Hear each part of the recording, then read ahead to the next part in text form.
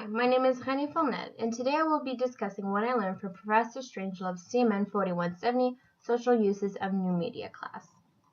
To start off, the most significant thing I retained from lecture discussions, reading assignments, and class presentations was the evolution of new media's impact, and how much it has negatively influenced our day-to-day lives in the last 6 years.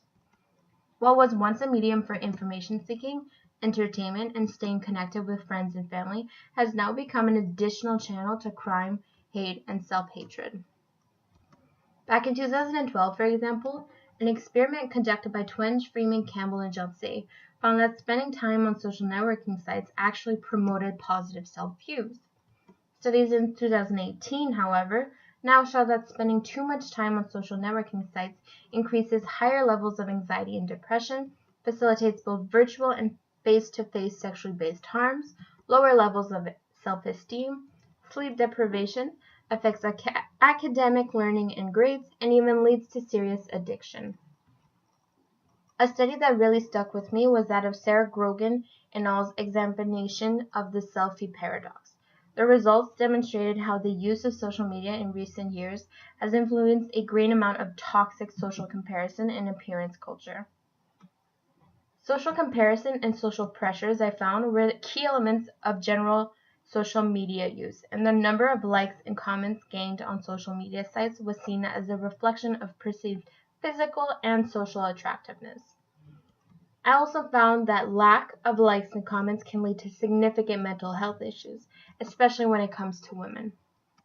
In fact, even though they were generally disliked with judgmental words like slut, a key motivator for sexualized selfies is to gain attention and to gain likes to achieve certain social expectations.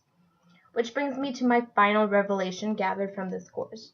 Being a woman sucks. I was aware of the abundant consequences of being a woman, but it wasn't until this course's class discussions, reading assignments, and peer presentations that I realized on how many levels it could suck. The numerous articles we read and discussed in class unfortunately demonstrated these same exact dangers and fears women experience in real public situations on social media and other digital publics. Whether it be unwanted sexual attention or violence in the workplace, social media, or simply by walking down the street, women's freedom, comfort, and safety are constantly undermined. Studies conducted by Sarah Subieras, Rebecca Hayes, Alice Marwick, and Nicola Henry show that digital misogyny is so common among young women that over a quarter of them reported having been sexually harassed online.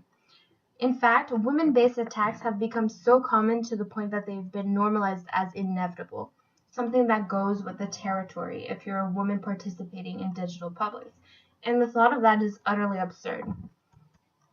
One study in particular that stood out to me on how ridiculous this is was by Henry and Powell.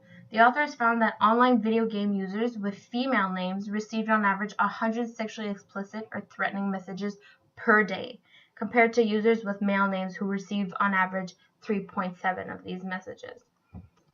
Likewise, a study of networked violent video games with anonymous players found that female voices received 3 times more negative comments than male voices.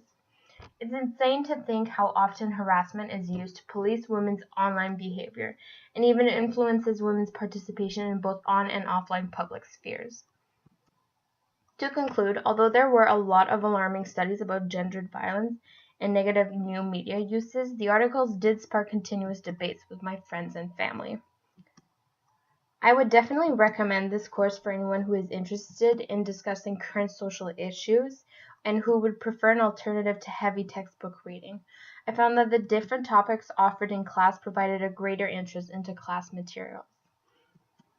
I also gained a chance to look into my own media uses in this class, and was shocked to find how much I depended on social media and my phone throughout the day, with no real intention other than to procrastinate and fill time.